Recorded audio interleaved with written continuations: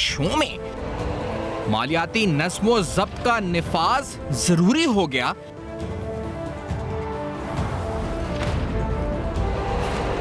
भारत में छोटे दुकानदारों के लिए अदायगी का डिजिटल निजाम।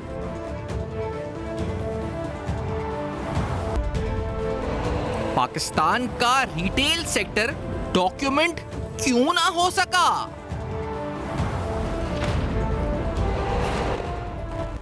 अस्सलाम वालेकुम। पस पर्दा हक़ाइक़ सनसनीखेज़ इंकशाफ़ात प्रोग्राम बेनकाब, मैं हूँ आपके साथ सिफ़ान खान।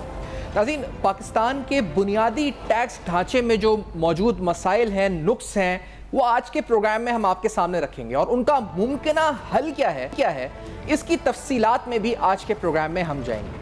आपके सामने ये रखते चलते हैं कि गुज़श्ता माली साल जो अभी गुजरा उसके अंदर जो मुख्तलिफ टैक्स ग्रुप्स रहे, यानी जो मुख्तलिफ जो इनकम ग्रुप्स थे, उनका इनकम टैक्स कलेक्शन कितना रहा।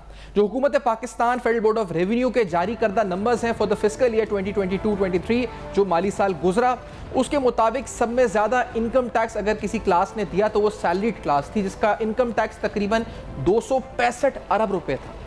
और हैरान कुन तौर पर अगर हम इन तमाम ग्रुप्स में देखें तो उसमें वो एक्सपोर्टर्स जो कि तकरीबन 27 अरब डॉलर्स के ग्रॉस रिसीट्स थे उनके एक्सपोर्ट्स के, 27 बिलियन डॉलर्स के, उनकी जानिब से जो इनकम टैक्स जमा कराया गया था वो सिर्फ और सिर्फ 74 अरब रुपए था। ये वही एक्सपोर्टर्स हैं जिनको सबसे ज़्यादा मरात, यानी देखा जाए तो ओवर द ईयर्स किसी भी हुकूमत के अंदर हमने देखा कि इनकी तरफ से इश्तिहार आए कि हम कोलैप्स करने वाले, हमारी इंडस्ट्री तबाह होने वाली है, और सबसे ज़्यादा मरात चाहे वो सब्सिडीज़ की सूरत में हो, सब्सिडाइज्ड पावर की सूरत में हो, सब्सिडी ऑन इंटरेस्ट रेट्स की सूरत में हो। हमने देखा कि जो गुज़श्ता दौरे हुकूमत था उसमें, यानी गुज़श्ता दौरे हुकूमत था उसमें वो 3 अरब डॉलर के मुफ्त कर्जे हों, वो तमाम मेजॉरिटी जो है वो उसका चंक इन एक्सपोर्टर्स को गया, जैसे टेक्सटाइल जिसमें मेजॉरिटी चंक रखता है। और ये 27 बिलियन डॉलर्स के एक्सपोर्ट रिसीट्स के एवज इन्होंने 74 अरब रुपए टैक्स जमा किया। और इसी तरीके से उसके बाद सब में आखिर में जो सेक्टर आता है, सब में लास्ट में जो सेक्टर आता है, हम कहते हैं ना कि हम नौकरी पेशा सैलरीड लोग, हम सब में ज़्यादा इनकम टैक्स दे रहे हैं, और सबसे आखिर में जो हमें इल्म होना चाहिए जो इनकम ग्रुप आता है वो आपका रिटेलर और होल सेलर है। ये जो दुकानदार आप देखते हैं, छोटा या बड़ा रिटेलर या होल सेलर, इसके मुख्तलिफ टायर्स हैं। इन टेल्स को अगर आप ब्रेकअप करें, उसमें आप जाके देखें तो इनका जो इकोनॉमी में कंट्रीब्यूशन है वो तकरीबन 19% तक बनता है, लेकिन इनका टैक्सेस में, यानी खास तौर पे इनकम टैक्स में कंट्रीब्यूशन सिर्फ और सिर्फ 0.4% बनता है। ऐसी सूरत हाल में जब पाकिस्तान के टैक्स टू जीडीपी रेशो के ऊपर पूरी दुनिया हम पे, जब भी हम कर्जे या हम इस्लाहात की बात करते हैं या हम IMF प्रोग्राम में जाते हैं तो हमें कहा जाता है कि हमारा जो IMF, हमारा जो टैक्स बेस है उसको बढ़ाने की ज़रूरत है। ऐसे वक्त में ये रिटेलर्स जिनके ऊपर एडवांस टैक्स ऑन सेल्स अगर इनका कैलकुलेट किया जाए तो 15.6 अरब रुपए बनता है। और ये फॉर द फिस्कल ईयर 2023 और जो FBR के नंबर्स हैं वो मैं आपके सामने रख रहा हूँ। तो उसका मतलब 15 या 16 अरब रुपए, तकरीबन 15.6 अरब रुपए जो मजमूई तौर पर रिटेल सेक्टर्स की तरफ से जो FBR में कलेक्शन इनकम टैक्स के तौर पर होता है वो ये होता है। तो सब में आखिर में रिटेलर और होल सेलर आते हैं। तो मसला क्या है? मसला ये है कि जिस मसले की तरफ मैं आपको लेकर चलता हूँ, और इस मसले को मज़ीद बयान करने से पहले आपके सामने एक बड़ी खूबसूरत प्रेजेंटेशन रखते हैं जो कि ग्लोबल फिनडेक्स की तरफ से तश्कील दी गई, जिसमें आप देखेंगे कि मुख्तलिफ ममालिक के नाम हैं जो इकोनॉमीज़ विद हाफ और मोर ऑफ अडल्ट अनबैंक्ड, ये वो इस फहरिस्त में ममालिक के अंदर बांग्लादेश है, सर फहरिस्त इंडोनेशिया है, सर फहरिस्त मतलब अच्छी पोजीशन पे इंडोनेशिया है, कोलंबिया है, नाइजीरिया है, इथियोपिया, लास्ट में पाकिस्तान है जिसका नंबर तकरीबन अराउंड 80% है।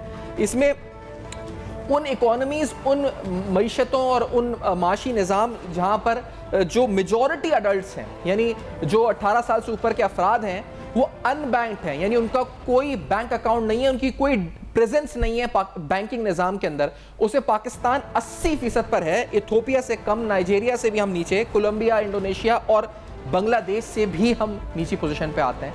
तो ये हम अनबैंक्ड अडल्ट्स के अंदर अगर देखा जाए तो हमारा शुमार जो है ये बहुत बड़ा पोटेंशियल है जिसको कोई भी टैप नहीं कर सका, हमारा शुमार होता है। और ये है मसले की जड़।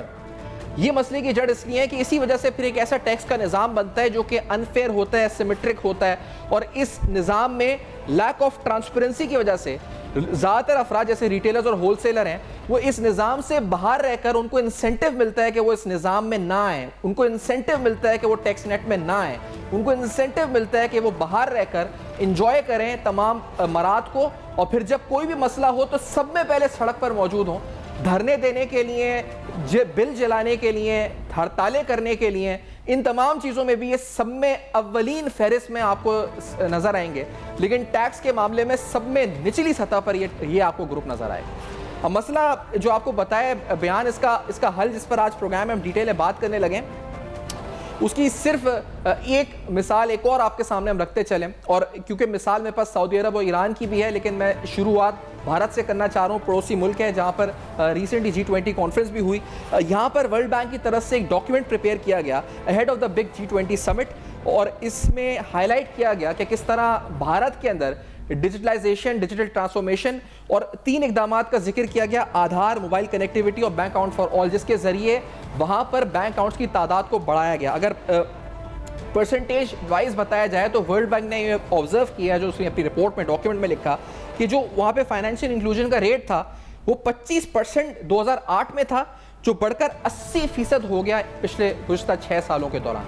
तो ये जो एक सब्सटैंशियल इंक्रीज हुआ भारत में, एक सब्सटैंशियल इंक्रीज हुआ वहाँ पर बैंक अकाउंट्स में, और लोगों ने वहाँ पर डिजिटलाइज पेमेंट्स की तरफ जाना शुरू कर दिया। अपने अगर आपको बताया जाए तो वहाँ की जो वाइब्रेंट लोकल मार्केट है, जैसे पाकिस्तान में है, मुख्तलिफ मार्केट्स आप जाएँ, कराची में बोल्टन मार्केट है, मुख्तलिफ बाज़ार हैं, लेकिन वहाँ की जो लोकल मार्केट्स हैं वहाँ पर लोगों ने खरीदो फरोख्त, पेमेंट्स, इनवॉइस सेटल करने के लिए, पेमेंट ट्रांसफ़र करने के लिए, आप हैरान हो जाएंगे देखकर, जो फुटेजेस मैं अभी आपको दिखा रहा हूँ, कि यहाँ पर भारत में अगर वर्ल्ड बैंक तारीफ कर रहा है तो इसलिए कर रहा है, और हमें ये नहीं कि हमारा दुश्मन है तो सिर्फ इस बात को सराहना नहीं चाहिए कि वहाँ पर ठेले वाले से लेकर सब्जी वाले तक, चाय वाले से लेकर फ़कीर तक, आप अगर देख सकें, आपको फुटेज में दिखा रहे हैं, सबके पास एक मशीन रखी हुई है जिसमें उनका QR कोड है, ATM मशीन, POS जिसे कहा जाता है, पॉइंट ऑफ सेल मौजूद है, जहाँ पर आप अपनी पेमेंट डिजिटल तरीके से उस वेंडर को फराहम कर सकते हैं। ये वहाँ पर निचली सतह तक सरायत कर चुका है। आप इससे अंदाज़ा लगाएं कि ये 25% से बढ़कर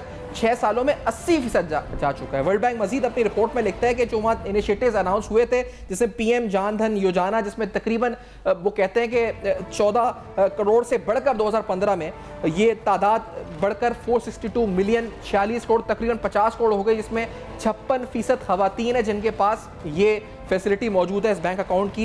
यूनाइटेड पेमेंट्स इंटरफेस अलग मामला है जिसके ज़रिए वहाँ पर लोग मुस्तफ़ीद हो रहे हैं। और मजमूई तौर पर जो आज इस प्रोग्राम से कबल मैंने हासिल करने की कोशिश की कि हमारे जो पॉइंट ऑफ सेल हैं जो पाकिस्तान में हैं, वो कितने रिटेलर्स हैं और कितनों के पास पॉइंट ऑफ सेल है, तो मैं हैरान हो गया कि पाकिस्तान में मजमूई तौर पर अगर रजिस्टर्ड बात की जाए रिटेलर्स जो कि नेट में है, या फिर आप कह सकते हैं जिनका रिकॉर्ड है हमारे पास, टैक्स नेट में तो नहीं है, वो 25 लाख हैं, और 25 लाख में से सिर्फ 30,000 के पास पॉइंट ऑफ सेल मौजूद है।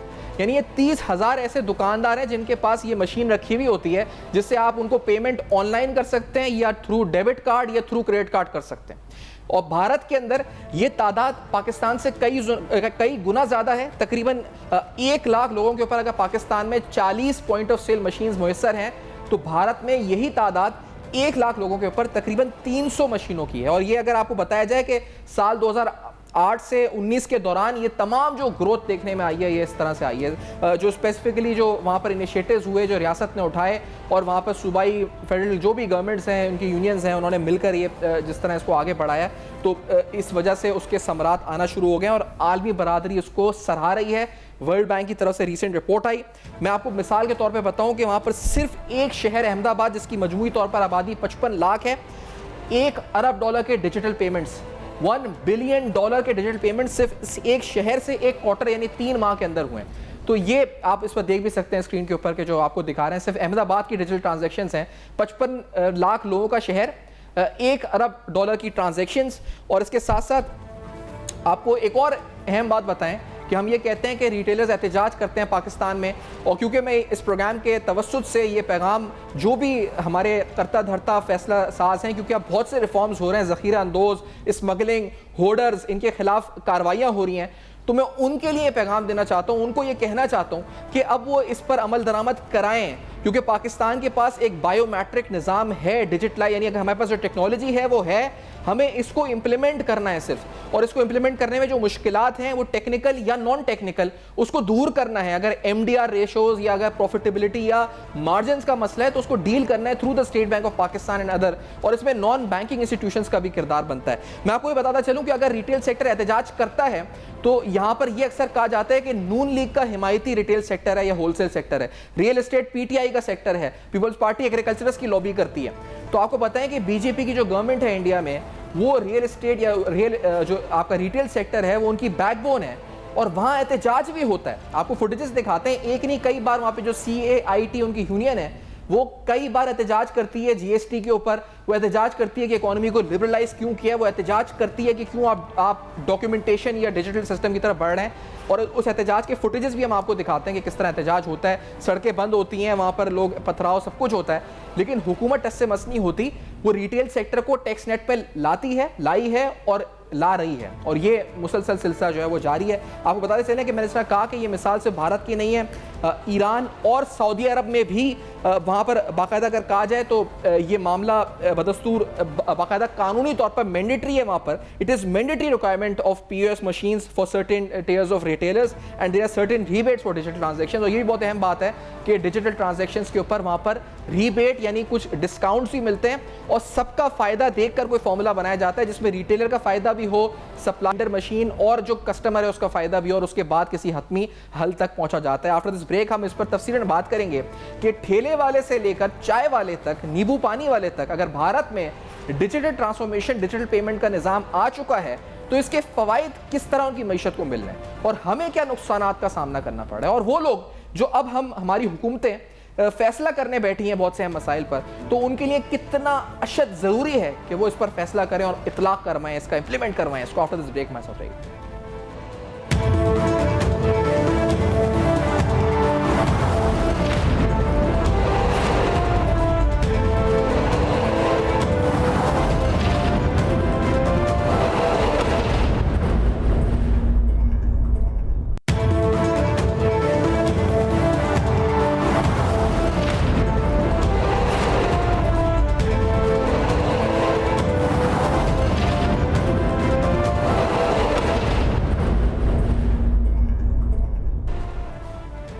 Welcome back. आप देख रहे हैं बेनकाब।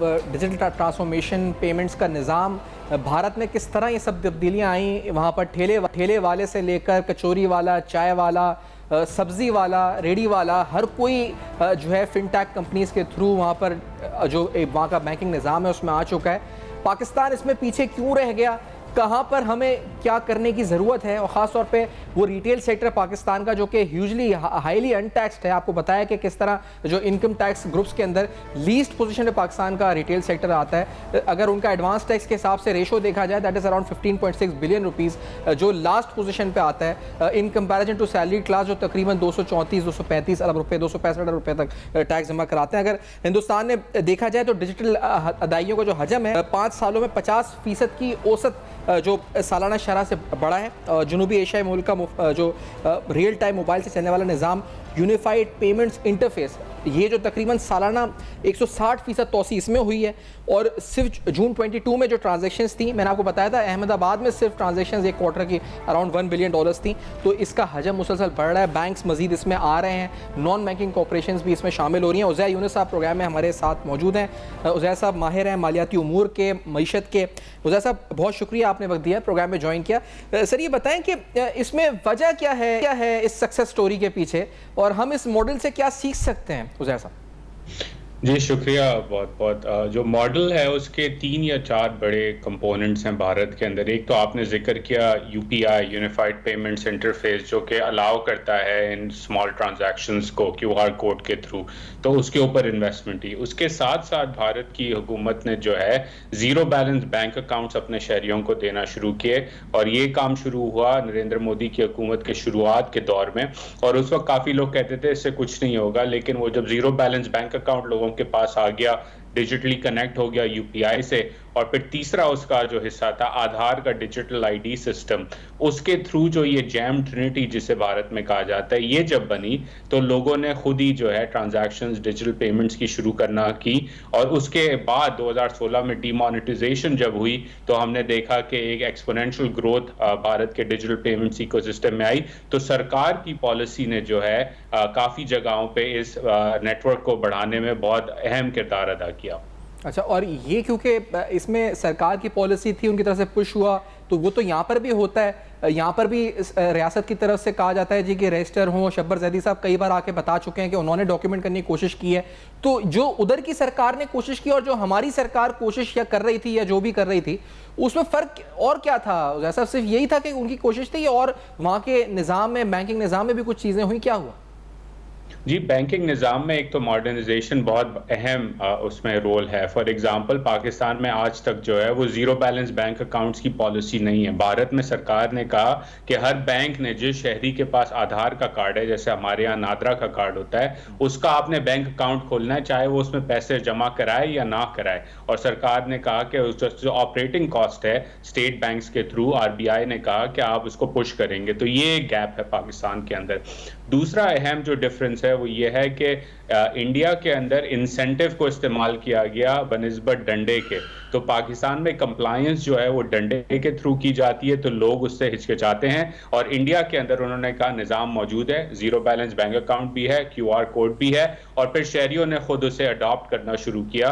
तो उस पर फिर हुआ ये कि अगर आप, जैसे आपने शुरू में कहा, मैंने भी खुद देखा, कचोरी वाला जो है वो क्यूआर कोड से पेमेंट लेता है। वो इसलिए लेता है क्योंकि उसको दबाव के थ्रू नहीं किया गया कि आप ये करें, बल्कि जो कस्टमर जाता था उसने कहा कि भाई मेरे पास यूपीआई की ऐप है, मेरे पास कैश नहीं है। तो कचोरी वाले ने खुद ही देखा कि जो कस्टमर है वो डिमांड कर रहा है क्यूआर कोड, तो उसने भी क्यूआर कोड अपने यहाँ लगा दिया। और फिर कंपनीज ने देखा कि क्योंकि लोग अडॉप्ट कर रहे हैं, तो उन्होंने भी फिनटेक्स के थ्रू इन्वेस्ट करना शुरू किया इस सिस्टम के अंदर। अच्छा, और ये जो हम दिखा भी रहे हैं कि जो कचोरी वाला या नींबू पानी वाला या चाय वाला, इनके पास जो रखी हुई है, जो इस पर क्यूआर कोड्स रखे हुए हैं, ये ज़्यादातर फिनटेक कंपनीज के हैं। अगर मैं सही कह रहा हूँ तो ये नॉन बैंकिंग कंपनीज हैं, ये जो डिजिटलाइज जो स्टार्टअप्स हैं उन्हीं के ये ऐप्स हैं जो रखे हुए हैं जैसा? जी, ज़्यादातर ऐप्स जो हैं वो फिनटेक्स के हैं। इनमें से जो लीडिंग है वो एक है फ़ोन पे, जिसका मेजर शेयर ओनर जो है वो वॉलमार्ट है, अमेरिकी कंपनी। दूसरी कंपनी है गूगल पे, और फिर तीसरी है पेटीएम। तो ये सारे बैनुल अक़वामी इन्वेस्टर्स ने इन कंपनीज में पैसे डाले और उनमें इन्वेस्ट किया क्योंकि उनको पोटेंशियल नज़र आया। और उसके साथ साथ इन कंपनीज ने फिर लिंक किया बैक एंड में, क्योंकि जैसे मैंने कहा zero balance bank accounts create हो गए थे, तो बैंकिंग सेक्टर ने भी, बैंक्स ने भी कम्पीट किया और कहा कि यार हम भी इससे अपने डिपॉजिट बढ़ा सकते हैं। तो उन्होंने पार्टनरशिप के थ्रू इस निज़ाम को आगे बढ़ाया। लेकिन अगेन कैपिटल आया, कैपिटल उस वक्त तक नहीं आया जब तक पॉलिसी एक इंसेंटिव बेस नहीं बनाई गई हुकूमत की तरफ से। अच्छा, और यहाँ पर हमने देखा जैसा कि मैंने तो रिसेंटली ये भी देखा कि जो पेट्रोल पंप्स थे कराची में, वहाँ पर डिस्करेज किया जा रहा था कार्ड्स को। और अभी भी मेजॉरिटी ऐसे पंप्स हैं शहर कराची में जहाँ वो कहते हैं कि हमारा मार्जिन जो है ऑलरेडी इतना कम हो चुका है, और अगर हम ये कार्ड पे ट्रांजेक्शन करते हैं तो वो या तो ज़्यादा रुपए चार्ज करते हैं वो हमसे, या फिर वो हम देते ही नहीं कार्ड की facility, they prefer cash transactions. ज़्यादातर पंप्स पर यहाँ सूरत हाल ही है। और जो मैंने कुछ पूछा लोगों से तो वो एमडीआर का कहते थे कि जो उनका डिस्काउंट रेट है वो ज़्यादा है, जिसकी वजह से उनके मार्जिन्स कम हो जाते हैं। तो ये जो एमडीआर है, this comes in the domain of state bank of Pakistan. किसको कम करना चाहिए और ये फैसिलिटी किस तरह बढ़ सकती है? इससे क्या फर्क पड़ता है? जी, ये स्टेट बैंक का डोमेन है, लेकिन अगेन हमारे पास एग्जांपल इंडिया का मौजूद है जहां यूपीआई के अंदर पाकिस्तान में जो अल्टरनेट सिस्टम है वो रास्त है। तो रास्त के अंदर भी सिमिलरली फ्री पेमेंट्स हैं और वो अडॉप्ट की जा सकती हैं।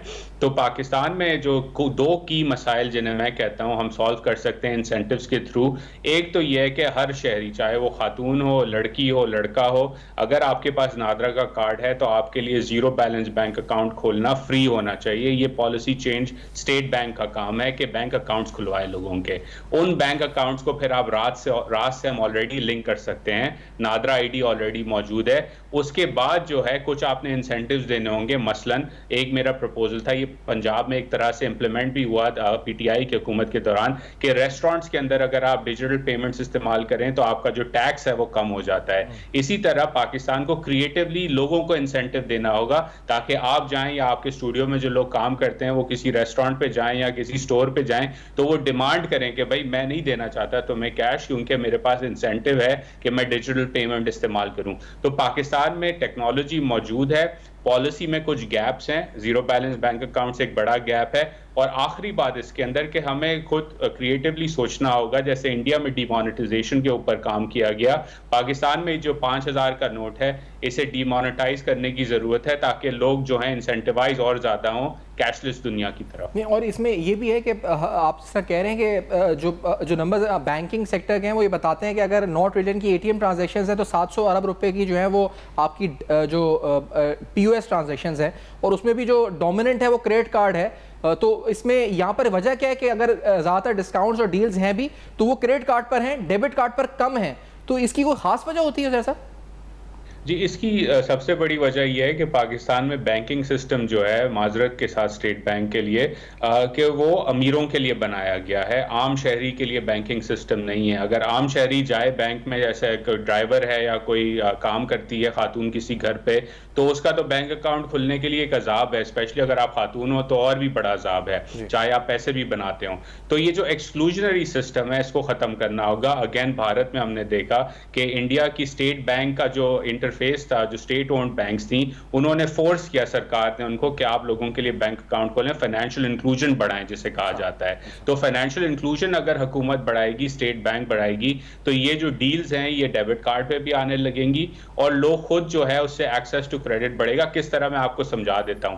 अगर एक ड्राइवर है 25,000 या 30,000 रुपए महीने के कमाता है तो उसकी क्रेडिट हिस्ट्री कैश से कभी नहीं बनती, लेकिन अगर वो शख्स मोटरसाइकिल से UPI के थ्रू अपना पेट्रोल भरा रहा है या अपने बच्चों की फी डिजिटल पेमेंट से पे कर रहा है, तो फिनटेक्स जो है वो डेटा कलेक्ट करेंगी और वो कहेंगे कि यार ठीक है उसकी इनकम 30,000 रुपए महीने की है, लेकिन उसका जो एक्सपेंस है हमें नजर आ रहा है कि वो अपनी फीस टाइम पे देता है, बिजली का बिल टाइम पे देता है, मोबाइल टॉपअप टाइम पे कराता है उसका खानदान, तो हम उसको 10,000 रुपए का क्रेडिट दे सकते हैं ताकि वो अपने बच्चे के लिए नया मोबाइल फोन खरीद सके, उससे अडॉप्शन बढ़ेगी। तो ये सारी वो चीजें हैं जो अगर आप एक दफा फाउंडेशन अच्छी बना लेंगे, जिस तरह हमने इंडिया में देखा, तो बाकी सारी चीजें प्राइवेट सेक्टर करेगा। एक मुख्तसर हमें ब्रेक लेना है, तो इसके बाद हम आप जो बात कह रहे हैं बहुत अहमियत की हामिल है और पाकिस्तान के जो मौजूदा मसाइल के लिहाज से ये सोल्यूशन बहुत अहमियत के हामिल हैं। हम नाज़रीन हल की बात कर रहे हैं कि मसाइल का हल क्या हो सकता है जो दरपेश है पाकिस्तान को। इस ब्रेक के बाद हमारे साथ हैं।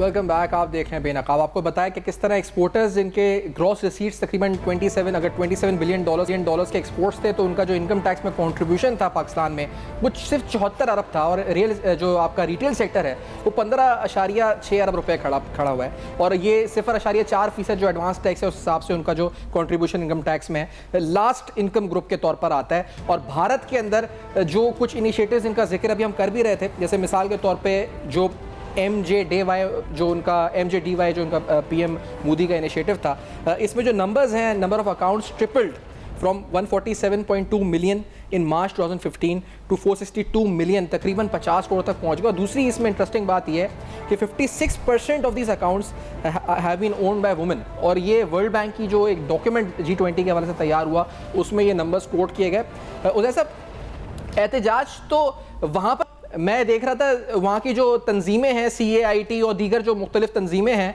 वो GST पे एहतजाज कर रही हैं, रिटेल सेक्टर एहतजाज कर रहा होता है वहाँ पर, और वो भी सड़कें बंद करते हैं, वो बिजली के बिल जलाना या जो भी उनके कार्रवाइयाँ वो सब करते हैं, लेकिन वहाँ पर तो हुकूमतें पॉलिटिकली ब्लैकमेल नहीं होती और उनका वोट बैंक भी है BJP का, तो वहाँ पर क्यों नहीं ब्लैकमेल होते, वो क्यों इम्प्लीमेंट कर रही हैं सारी चीज़ें? जी देखिए, कुछ चीज़ों पे सरकार जो है वो अपना अपनी बात मनवाती है। जैसे इंडिया में आपने जीएसटी के प्रोटेस्ट की बात की, तो उसके ऊपर जो नेगोशिएशन हुई, बड़ी मुश्किल नेगोशिएशन थी। अरुण जेटली उस वक्त उनके वजीर खजाना थे और उसके अंदर उन्होंने कुछ लेन देन की, कुछ बातचीत की, कुछ कन्विंसिंग किया, लेकिन अल्टीमेटली जो स्टेट है उसका इंटरेस्ट जो है, यानी कि आपने फॉर्मलाइज करना है, वो आगे बढ़ा। इसका मतलब ये नहीं कि इंडिया में अंडर इनवॉइसिंग नहीं होती और इंडिया में ताजिर पूरा टैक्स देता है, नहीं, वहां भी होती है हेरा फेरी, वहां भी इन्वेस्टिगेशंस होती हैं, लेकिन ब्रॉडली स्पीकिंग जो ट्रेंड है वो एक तरफ जा रहा है। पाकिस्तान में मसला ये है कि जो बेसिक ट्रेंड है हम उसे तोड़ नहीं सके आज तक। यानी कि आपने रिटेल की बात की, मैं इसमें रियल एस्टेट का आपको एग्जांपल दे देता हूं कि भारत का शहर जो पूना है, अगर आप उसकी रियल एस्टेट की टैक्स कलेक्शन देखें तो वो पूरे सिंध सूबे से ज़्यादा है। तो पाकिस्तान के अंदर रियल एस्टेट पे टैक्स नहीं लगता। अब इसका इम्पैक्ट क्या होता है? इसका इम्पैक्ट ये होता है कि आप इंसेंटिवाइज कर रहे हैं लोगों को कि वो प्लॉट लेके रख लें या और उसमें अपने पैसे डाल दें, बैंक में ना डालें या इन्वेस्ट ना करें प्रोडक्टिव एक्टिविटी में। तो सरकार जब तक वो बेसिक चीज़ें नहीं करेगी तब तक ये जो मसला है हमारा मईशत का वो बढ़ता रहेगा। अच्छा, दूसरी बात जैसा भी बताइए कि जो ये ठेले वाले और मुख्तलिफ जो छोटे छोटे कारोबार करने वाले हमें नज़र आ रहे हैं इन फुटेजेस में, जो वहाँ पर ये काम कर रहे हैं थ्रू डिजिटल ऐप्स, यहाँ पर भी इन तमाम के पास तकरीबन स्मार्टफोन्स होते हैं और ये हमसे ज़्यादा, यानी मैंने देखा है फ़ोन में लगे हुए भी होते हैं और इन्वॉल्व भी होते हैं, इस्तेमाल भी कर रहे होते हैं, हर चीज़ चलाना भी जानते हैं। तो मतलब हम ये नहीं कह सकते कि इसका ताल्लुक जो है वो लिटरेसी से है या इसका ताल्लुक ये चला नहीं सकेंगे। और जिस तरह आप कह रहे थे कि यहाँ बायोमेट्रिक का निज़ाम बहुत पहले, यानी हमारे पास जो इसकी कोर है टेक्नोलॉजी वो हमारे पास है, तो हम पहले से तैयार थे, हम इसको बहुत जल्दी टैप कर सकते थे इस पोटेंशियल को। बिल्कुल कर सकते थे। इनफैक्ट पाकिस्तान ने जो डिजिटल आईडी का सिस्टम बनाया, it was loaded by the world जब वो रोल आउट हुआ, और भारत में उससे कई बाद आधार का सिस्टम बनाया। तो उस आगे था पाकिस्तान इस सिचुएशन के अंदर। उसके बाद जो पॉलिसीज बनी वो इनोवेट नहीं कर सकी पाकिस्तान में सही तरह। तो अगेन मेरा मानना यह है कि डंडे के जोर पे आप अपने शहरियों को जो है टैक्स नहीं अदा करवा सकते। आप अगर उनको इंसेंटिव दें, इनेबलिंग एनवायरनमेंट बनाएं, इंगेज करें और कहें कि जी आपके पास फ़ोन है, आप उस फ़ोन से ट्रांजैक्ट करेंगे तो टैक्स भी कलेक्ट होगा, लेकिन उससे आपको क्रेडिट हिस्ट्री भी आपकी बनेगी, आपको मॉडर्नाइजेशन के लिए कैपिटल भी मिलेगा। तो इंडिया में ये सारी चीजें हमें होती हुई नजर आ रही हैं और फ्रेमवर्क बड़ा क्लियर है कि ये इंसेंटिव से ही मसला हल होगा। पाकिस्तान के पास टेक्नोलॉजी मौजूद है। पाकिस्तान में इस वक्त सिर्फ जो फुकतान है वो रेगुलेशंस का है और इंसेंटिव्स का है, जो कि हम दे नहीं पा रहे अपने शहरियों को। सही, लेकिन आपने एक बात और भी बताई कि अगर सिर्फ रियासत पुश करे या फेडरल गवर्नमेंट या प्रोविंशियल अथॉरिटीज या एट द रेगुलेटरी पुश अगर इसको दिया जाए तो क्या ये काफ़ी होगा? क्योंकि आपने एक बात थोड़ी देर पहले की थी कि बैंक्स यहाँ पर जो प्रोडक्ट्स बनाते हैं वो बनाते ही अमीरों के लिए हैं, तो इस माइंडसेट को तो हम रेगुलेटरी पुश से नहीं सही कर सकते या कर सकते हैं इसको दुरुस्त हम उज़ैर साहब? बिल्कुल सही कर सकते हैं। जैसे इंडिया में आपने फिगर भी दिया कि जो अकाउंट्स बने उनमें से 56% खवातीन के थे। ये पॉलिसी पुश था। रिजर्व बैंक ऑफ इंडिया ने मैंडेट किया कि जी आपने इतने अकाउंट्स हर महीने खोलने हैं इन डिस्ट्रिक्ट्स के अंदर, और उसमें से जो है हम आपका चेक करेंगे कि आप खवातीन के लिए खोल रहे हैं कि नहीं। तो अगेन पॉलिसी अगर हो, उसके ऊपर फॉलो थ्रू हो, तो रेगुलेटर स्पेशली बैंकिंग सेक्टर के अंदर काफ़ी सारी चीज़ें पुश कर सकता है, including the state bank of Pakistan. Again जो मसला है वो ये है कि हम ट्रेडिशनल माइंडसेट से इस वक्त आगे नहीं बढ़ सके। लोग कहते हैं नहीं, खवातीन की जो पॉलिसी है वो आके बताए उसका खावंद कौन है, बाप कौन है, पैसे कितने कमाता है वो, तो वो अकेले तो बेचारी खोल ही नहीं सकती।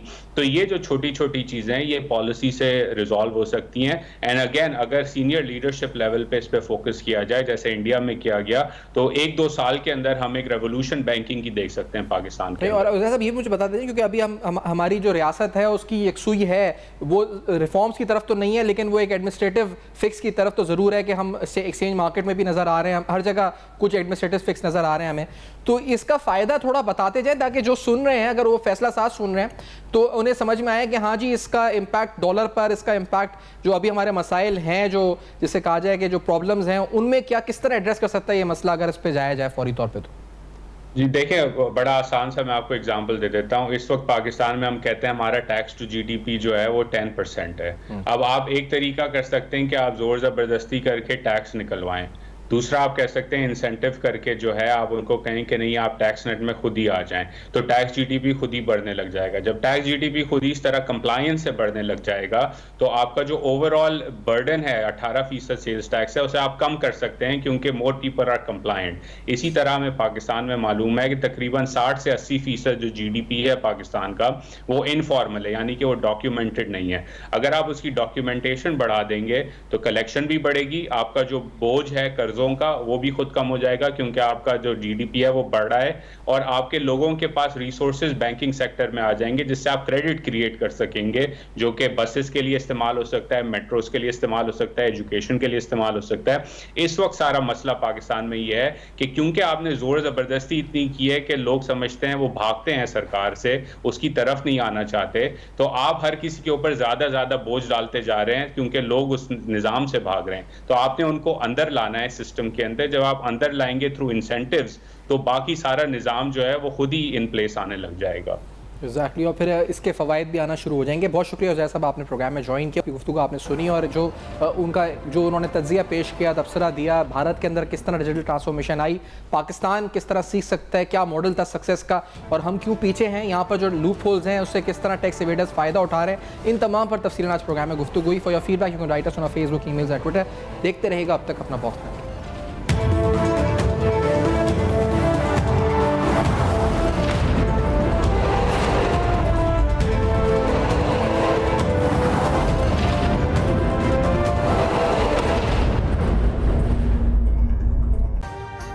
अभी सब्सक्राइब करें ताकि कोई खबर रह न जाए।